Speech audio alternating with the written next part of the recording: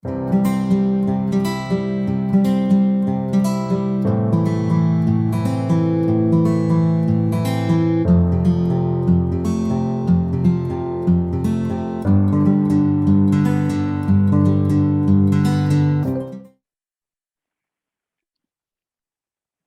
amigos, ¿cómo están todos ustedes? Soy Claudia Romero y se encuentran en su programa Humanízate por una cultura en familia en el 1670 de AM en Radio Anáhuac, que eleva tus sentidos.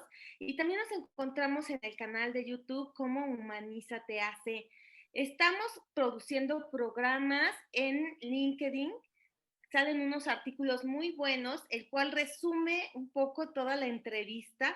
Y esto es para llegar también a todas las personas que están en el área empresarial y se den cuenta de y se concienticen un poquito qué es lo que está pasando dentro de las instituciones, dentro, en este caso, de la salud mental, que el tema del día de hoy va a ser esto, y hacer a partir de esta concientización algo al respecto. En Humanízate estamos buscando crear esta conciencia por una cultura sana y crear un mayor bien común. El día de hoy, bueno, les voy a presentar, primero mi invitada es Erika Benítez, que ya la hemos tenido aquí Ujú. muchísimas veces. Gracias, Eri, por estar con nosotros nuevamente en Humanízate y por hablarnos más sobre este tema de la salud mental. Y para que sepan ustedes quién es, me va a hacer el favor Diana Ríos de presentarla como se debe. Y Diana es alumna de la Universidad Anáhuac del área de Mercadotecnia. Está por terminar y haciendo su servicio social ayudándome con la producción. Diana, bienvenida y te pido por favor nos presentes a la doctora Erika Benítez. Hola, Clau, muchas gracias. Y bueno, a mí me toca hoy presentar a la doctora Erika Benítez Camacho, quien tiene más de 16 años de experiencia como psicoterapeuta en consulta privada, es especialista en adolescentes y adultos. Actualmente es directora de la Facultad de Psicología en la Universidad Anáhuac, México. Tiene más de 16 años de experiencia como docente en programas de licenciatura y posgrado. Es revisor de libros de texto sobre psicología y dictaminador de artículos de investigación sobre psicología, salud mental y bioética. Bienvenida, Erika. Muchas gracias por acompañarnos el día de hoy. Muchas gracias, Diana, y muchas gracias, Clau, por permitirme estar nuevamente en este espacio. No, hombre, gracias a ti, Erika, porque fíjate que hemos vivido y hemos visto durante toda la pandemia, tuvimos muchos cambios. El tema de salud mental, bueno, está a todo lo que será. Ahora sí nos empezamos a conocer unos a otros, ¿no? De lo que éramos hasta capaces de hacer y de lo que no tolerábamos. Y hablo también en primera persona, porque este encierro de alguna forma te das cuenta que había áreas que no habías trabajado o no, o que te excedías, a veces en mi caso me iba a tope con el trabajo y cuando veía ya llevaba 12 horas sentada, ¿no? y empezó a mermar a veces hasta en mi salud. Y yo creo que esto lo platico porque muchos de los que nos están escuchando yo creo que pasaron lo mismo. Alguna situación se dio que se dieron cuenta que no hacíamos muy consciente de nuestra salud mental y por eso el tema del día de hoy. Tenemos cifras también muy alarmantes. Subió un 33% de índice en violencia intrafamiliar, ¿no? Otro de los problemas que tenemos es que subimos en el tema de trastornos, pues, en, ay, se me acaba de ir. Depresivos, Clau, por ejemplo. En esos trastornos. Depresivos, de ansiedad, ¿Qué te trastornos parece también, que ¿sabes qué? Se ve mucho en la consulta privada, trastornos emocionales en los niños, en los adolescentes como producto de tanto tiempo de confinamiento, tantas dificultades en la relación social. También hubo un incremento alarmante en las cifras de muerte autoprovocada, de abusos psicológicos, físicos, de todo tipo en las familias y también en la sociedad? Entonces sí, tienes mucha razón cuando dices que se alteró la dinámica a la que estábamos habituados, tuvimos que reorganizar la rutina y ahora que ya estamos también regresando a esta realidad, ¿no? Entre comillas, anterior que nosotros conocíamos, también eso representa un gran proceso de adaptación, porque nos tuvimos que adaptar a estar en confinamiento, luego año y medio de confinamiento, y ahora otra vez adaptarnos a regresar a la vida que conocíamos, pero no de la misma forma y no con el mismo tipo de interacción. Y eso también está causando muchos estragos en la Claro, salud mental individual. porque si no tuviste un proceso y no te atendiste, ¿no? Pues eso todavía va arrastrando a lo que viene ahora. Y aquí me gustaría preguntarte un poquito para aclararnos más. Primero, ¿qué es la salud mental? Platícanos un poquito para poder entrar más y conocer más sobre de ella. La salud mental se puede igualar al bienestar psicológico y emocional, pero tenemos que entender que la salud mental es parte de la salud integral. Generalmente cuando hablamos de salud pensamos inmediatamente en la salud física. No nos imaginamos o no reconocemos la importancia de la salud mental como parte de este todo en el bienestar del individuo y más allá de eso, de la familia, de la comunidad y de la sociedad. Pensamos además que tener salud, salud mental, por ejemplo, es no padecer algún trastorno mental o no haber sido diagnosticado con un trastorno mental. Y en realidad no es solo eso, no es nada más que no tengas síntomas, sino que se refiere a que tengas plenitud con todas las cosas que estás haciendo y que tengas capacidad de ajuste, de adaptación social, de un buen funcionamiento en las diferentes áreas de tu vida. Claro, y aquí a partir de eso, ¿cómo nos damos cuenta si estamos disminuyendo en nuestra salud mental y si se está dando algún tipo de trastorno? ¿Qué es lo que detona? Hay muchos indicadores. Podemos empezar, por ejemplo, por el estrés, que es algo ya muy común en la vida diaria y también estamos muy habituados a estar estresados y que esto sea, entre comillas, normal.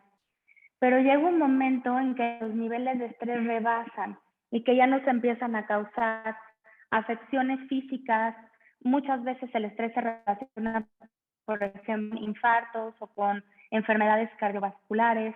También puede estar relacionado con trastornos del dormir, que esto es algo muy frecuente, que las personas cuando están muy estresadas o muy tensas tengan dificultades para conciliar el sueño o para descansar durante la noche, se despiertan muy cansados, agotados. Eso a su vez causa mucha irritabilidad, peleas con las personas con las que estás conviviendo y disfuncionalidad. Otro indicador es qué tan difícil es para ti seguir las cosas que antes disfrutabas. Eso es un indicador muy importante. Si te la pasas triste la mayor parte del tiempo, si estás descaído, si estás desmotivado, si ya no disfrutas hacer las cosas que antes sí te gustaban, incluso la convivencia con las personas que quieres, este es un signo de alerta que tienes que tomar en cuenta para poder poner manos a la obra y poder remitir esta sintomatología. También, por ejemplo, en los niños puede ser tener pesadillas, tener en general, no solo en los niños, alteraciones en la alimentación, que comas demasiado, mucho más que antes, que no disfrutes la comida, por ejemplo, o que disminuyas considerablemente el apetito y que esto no sea algo voluntario. También hay trastornos de ansiedad, entonces que estés ansioso constantemente, esto es como una sensación de intranquilidad, que no puedes definir exactamente qué te pasa, pero que sientes que algo malo te va a ocurrir y no lo puedes controlar. Esto también es un indicador importante. Y en general, que tengas una disfunción en la adaptación en las diferentes áreas de tu vida. Por ejemplo, que empieces a estar insatisfecho con conflictos en tu trabajo, en la escuela, con tus compañeros, con tu pareja, con tus hijos, con tu familia, es un indicador muy importante de que ya las cosas no están funcionando bien, que tienes que poner atención en eso y detectar qué es lo que está ocurriendo para poderlo cambiar. En México, ¿cuáles son los trastornos mentales más frecuentes? El trastorno mental más frecuente en México son los trastornos de ansiedad. Esa es la categoría de los trastornos. Esto significa que los psicólogos, los psiquiatras, nos apegamos a un libro que se llama Manual Diagnóstico y Estadístico de los Trastornos Mentales.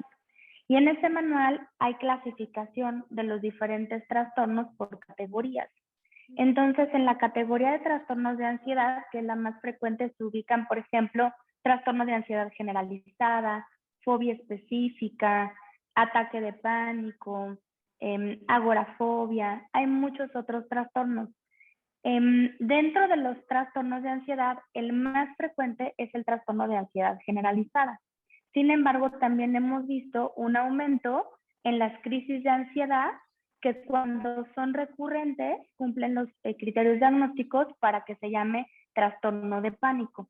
Y es cuando las personas muchas veces llegan a la sala de emergencias de un hospital porque sienten que están teniendo un infarto, un ataque cardíaco por la sintomatología que tienen, porque se les palpita muy rápido el corazón, tienen dificultades para respirar, tienen adormecimiento en uno de los brazos, pueden sentir que se van a desmayar, que están perdiendo el control, y en realidad ya cuando llegan a la valoración médica, el médico les dice que no hay ninguna cuestión física relacionada, sino que todo está vinculado a una crisis de ansiedad. Entonces, esto sería el trastorno más frecuente. Otro trastorno también muy importante son los trastornos depresivos. Y dentro de estos, los más prevalentes son el trastorno depresivo mayor, que es lo que la gente concibe como depresión o como depresión clínicamente significativa. Y también hay otro trastorno depresivo que se llama distimia, que es cuando una persona está constantemente melancólica, en un estado de tristeza, como que percibe al mundo, a los demás y a sí mismo con una tonalidad cabizbaja y triste. Esto yo diría que son los dos trastornos más frecuentes, aunque ya si hiciéramos un análisis mucho más específico nos daríamos cuenta que hay muchos más y que incluso podríamos segmentarlos de acuerdo a la edad, porque hay trastornos también específicos de niños y adolescentes, otros trastornos que se dan también en los adultos mayores, trastornos que son trastornos mentales o del neurodesarrollo, por ejemplo, que obedecen más a una cuestión neurológica. Híjole, qué interesante esto que nos estás diciendo.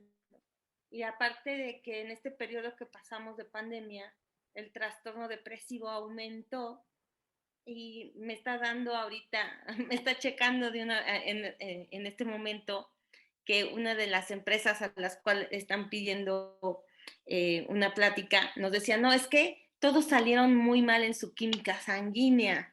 Primero habían hablado que querían algo de una plática de estrés y ahora me dicen, es que hicimos estudios y están todos muy mal en la química sanguínea. Entonces, me está checando esto que estás hablando, porque claro que debió haber salido más la química sanguínea porque deben de estar con una depresión, ¿no? Entonces, puede ser que no se hayan alimentado adecuadamente, que no estén durmiendo correctamente. y a veces cuando te sientes así no sabes cómo a qué acudir, cuál sería el primer plan, ¿no? Donde primero te tienes que tratar para saber si estás viviendo o pasando por una depresión o realmente ha sido porque no te alimentaste en las horas como me pasaba a mí, en las horas y en los pedacitos que quedaban, ahí me iba corriendo a comer a la cocina y regresaba y a veces lo que había porque no me había dado tiempo de guisar, ¿no? Sí, yo creo que hay que detectar qué tan alterada estuvo nuestra rutina, porque como dices, si nos enfocamos exclusivamente al trabajo o a lo mejor los adolescentes a la escuela o a estar encerrados en los videojuegos o con la computadora o con la tablet, pudo ser que descuidáramos otras actividades. Y eso te lo puede decir la persona mediante una entrevista. Va a poder identificarte fácilmente cuáles son los motivos, si son motivos de cocinar, por ejemplo, son motivos de darte tiempo para hacer las cosas o de dedicarte a las actividades, o si hay personas que aún teniendo tiempo, a lo mejor en el caso de un niño, de un adolescente, que su familia les prepara la comida, aún teniendo el plato de comida servido, no se lo quieren comer porque no tienen ganas de comérselo. A mí me parece que la motivación en este sentido es muy importante para poder identificar por qué se llevaron a cabo estas conductas. Ahora, si ya hay una sospecha de que sí hay una alteración en el estado emocional, en la situación emocional, en el estado de ánimo, sí es importante consultar a un especialista. El especialista es un psicólogo con una maestría en psicología clínica o psicoterapia, que es terapeuta por ende y que te va a poder identificar si lo que estás sintiendo es un desajuste, nada más en alguna situación que se pueda arreglar fácilmente, si a lo mejor es una afección psicosocial o si estás cumpliendo con los criterios para que te pueda decir que estás padeciendo algún trastorno en particular. Y dependiendo de cuál sea el diagnóstico, será el tratamiento. Hay veces que el tratamiento por la gravedad o por el tipo de trastorno requiere forzosamente de una intervención farmacológica con un psiquiatra. Hay otros casos en donde si los trastornos son de neurodesarrollo, por ejemplo, trastorno por déficit de atención, vamos a necesitar la valoración de un especialista en neurología, en neuropediatría. Y generalmente estos dos se acompañan de una intervención psicoterapéutica en donde ya se da terapia, acompañamiento terapéutico al individuo o a la pareja o a la familia, de acuerdo a lo que se necesite. Ok, qué interesante porque esto nos puede ayudar muchísimo a saber para dónde orientarnos y qué hacer al respecto. Y no andar, es que me fui a checar al doctor y estaba bien, ¿no? Y que de repente veía borroso y resulta que tampoco es nada de la visión. Y así estuve escuchando varias personas. Entonces, en esta búsqueda te vas dando cuenta que a veces tiene que ver en esta área psicoafectiva, ¿no? Exactamente, y que por eso es muy importante sí revisarse médicamente, porque a lo mejor también si decimos todo es psicológico, podemos perder de vista cuestiones importantes del orden médico. Así pero en esto que dices es muy llamativo, porque muchas veces no es solo que no lleguemos con el especialista adecuado, sino que ni siquiera le damos el valor que tiene a nuestra salud mental, la menospreciamos y pensamos que es algo que se nos va a pasar, que a lo mejor estamos exagerando, no podemos identificar en realidad qué es lo que estamos sintiendo y también por todo el estigma que hay alrededor de la enfermedad mental, podemos dejar de reconocer la necesidad de tener una atención oportuna. Claro que sí, tienes toda la razón. Aquí en esta área donde genéticamente ya también te vas, a veces lo normalizas por esto, ¿no? Pues es que así era mi mamá, así era mi abuelita, ¿no? Exacto. O sea, y mi mamá qué hacía, pues lo evitaba. Sí, sí, porque va repitiendo patrones de comportamiento. Claro, ¿cuáles son las causas de un trastorno mental genético? O sea, ¿cómo detectas esto? Y entonces, a ver, no, vamos a hacer algo al respecto. No es normal que has vivido durante todo este tiempo. Exacto, yo creo que las causas son varias. O sea, realmente los trastornos mentales son multifactoriales. No podemos decir que es una sola causa, sin embargo, que trastorno genética como menciono y que la expresión de ese trastorno y la edad en que se empieza este trastorno va a depender del ambiente en el que se desenvuelva la persona y de los tipos de crianza en el que se haya desarrollado. Y hay otras veces que aunque la expresión genética no sea tan elevada, las disfunciones familiares o incluso los factores de riesgo y las situaciones traumáticas llevan a que se desarrolle un trastorno mental. Y si es común normalizar esta situación si tú ya lo has vivido en la familia. Por ejemplo, lo que mencionabas al principio, Clau, de la violencia intrafamiliar. Es que así me educaron, ¿no? Hay muchas personas que te dicen, a mí me educaron a golpes. Entonces, yo hago lo mismo, repito automáticamente y hago lo mismo con mis hijos, con mi familia en general, porque estamos acostumbrados a eso, porque vemos hasta cierto punto incluso que eso es lo correcto, porque es lo que nosotros hemos vivido o hemos sido testigos. Y nos damos cuenta que en muchas ocasiones hay una repetición de patrones, a veces consciente, a veces inconsciente, pero no siempre saludable. Muchas veces los patrones de comportamiento que se repiten son tóxicos, son nocivos. Y por eso necesitamos ser muy conscientes de lo que estamos viviendo para que podamos romper esos patrones de comportamiento o para que aunque nosotros no lo hayamos vivido así y seamos, por ejemplo, los primeros en la familia que tenemos esos síntomas o esas afecciones, podamos acudir con el especialista para que nos pueda dar el tratamiento que necesitamos y así vivir en armonía con nosotros mismos y con los demás. Fíjate que aprovechando que está aquí Diana, me gustaría, ahorita que ya escucho todo el programa, que hiciera alguna pregunta y si tienes alguna duda, Diana, aprovecha. Sí, tengo, gracias, Clau. Pues se me hizo muy interesante porque claro que es muy cierto que a veces dejamos, o sea, esto que comentaste, que a veces dejamos en segundo plano cuidar nuestra salud mental, ¿no? O sea, porque hasta cierto punto lo normalizamos. Entonces, sobre eso tengo dos preguntas. La primera es, ¿qué consejo nos darías para que realmente no dejemos como en un segundo plano la salud mental, ¿no? Sino que de verdad le tomemos la necesaria importancia a eso. Y la otra sería cómo cuidarla, porque creo que a veces, por ejemplo, creo que es muy común que nos digan como cuida tu salud mental, cuida tu salud física, etcétera, pero no sabemos cómo, ¿no? Entonces, esas serían las dos preguntas.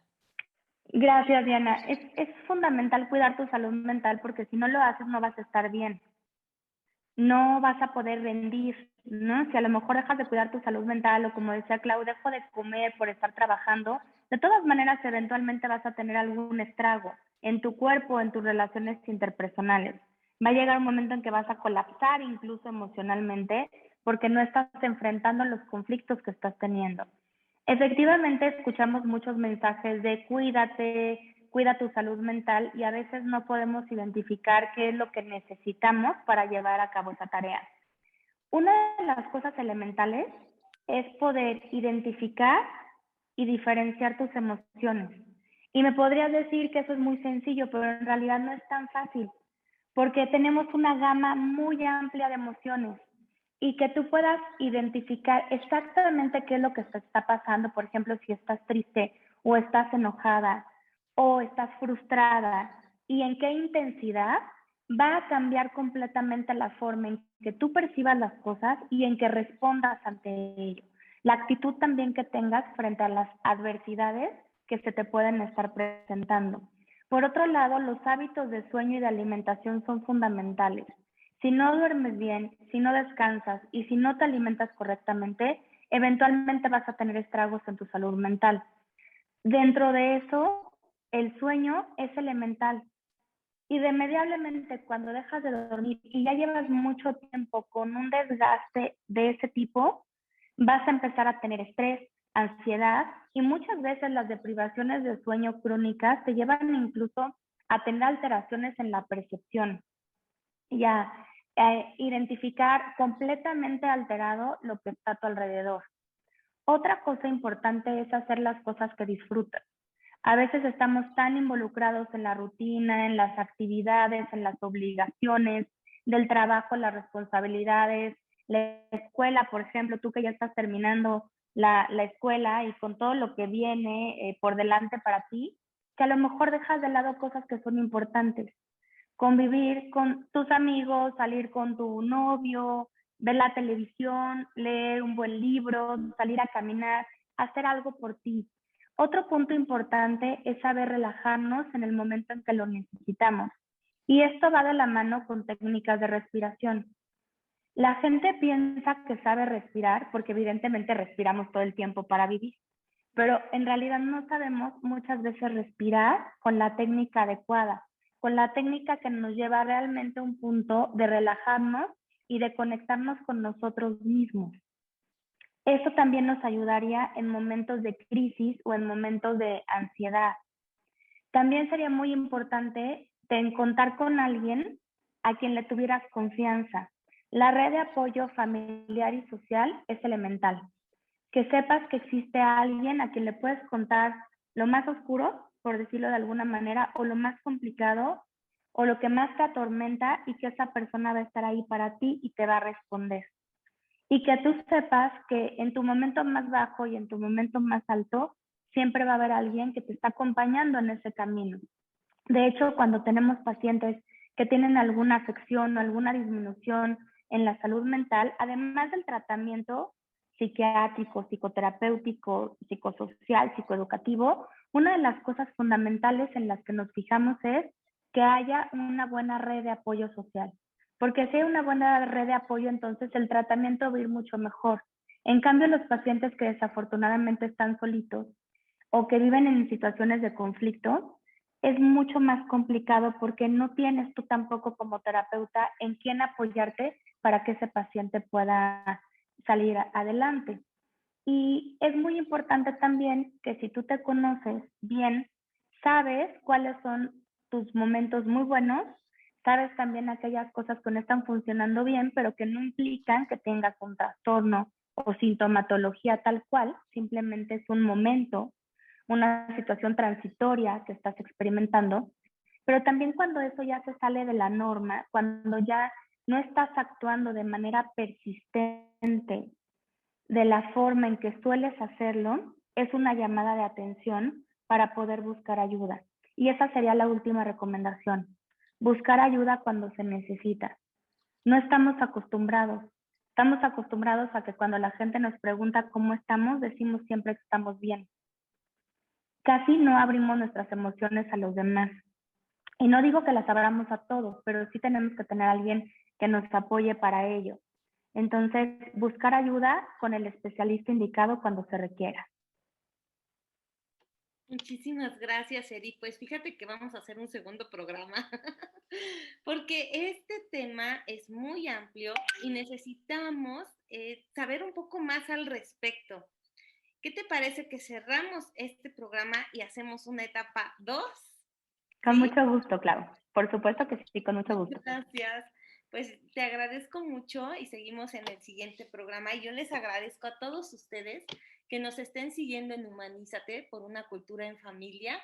Estamos en el canal de YouTube como Humanízate AC. En Twitter estamos como Humanízate AC. En Instagram estamos elaborando promos muy interesantes como Humanízate Radio. Sigan, conéctense y suscríbanse al canal de YouTube. Toquen la campanita para que les lleguen todos los programas y estén continuamente atentos a lo que estamos produciendo. Todos los jueves sacamos programa nuevo al aire, así es que, pues, ahora sí que les damos el material que se necesita para cuando ustedes gusten. Y a la disposición también que ustedes gusten. Sé que ahorita hemos estado muy invadidos de mucha información. Es necesario que veamos qué tipo de información nos puede ayudar en esta área de salud mental también. ¿Por qué? Porque solamente así vamos a poder tener herramientas para mejorar como personas. Gracias por seguirnos en Humanízate y los espero en el siguiente programa. Hasta luego.